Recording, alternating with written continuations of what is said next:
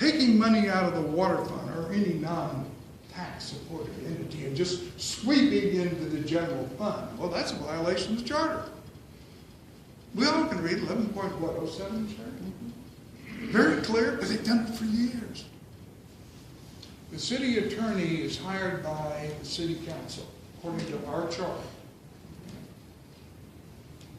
As an attorney, he has a responsibility to represent his client, as does his law firm. So, does he represent the citizens of Richardson? No. He represents the city council.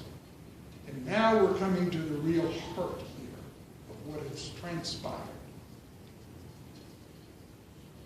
He fulfills his obligation by representing the city council. And not the citizens. No. Let's take a look at. So do we have to hire someone? No, we need to sue him for not following the Constitution. And I don't think that's going to work either. The current charter, Article 3, 3.01, begins with, except as otherwise provided by this charter of the city of Richardson, all powers conferred on the city shall be exercised by the city council to be composed of, etc., etc. Why is that absolutely significant? Because it says, and there is no proposed change to that, that whatever we do or don't do as citizens, the city council will go forward and fill that vacancy or void or whatever you want to call it, that power. So if we don't restrict it in the charter, they have the ability to do it. Well, many of the provisions that are proposed want to expand the power of the city council, and they can come back and say, well, the majority of the citizens that voted the election said we want this. How are you all familiar with the Japanese concept of harikiri? Well, in many respects, the city council has handed you the knife, because these changes can't be made unless the citizens approve it. Even they recognize that. So they make the proposed changes that expand their power and hand you the knife to cut yourselves. Wow. Isn't that something? Don't do it. I'm no on 83. The major reason is we need a citizen-appointed charter commission, because it is the agreement of the citizens of Richardson. And that's what the constitutional amendment is all about, dealing with home rule. If you got over 5,000 people, you can be a home rule city. It's just not us. It could be Plano and Dallas, everybody who's over 5,000. Great. But we make the rules. The government responds to the rules we as citizens make. What this government has done here is say, we want these changes. Please vote for it.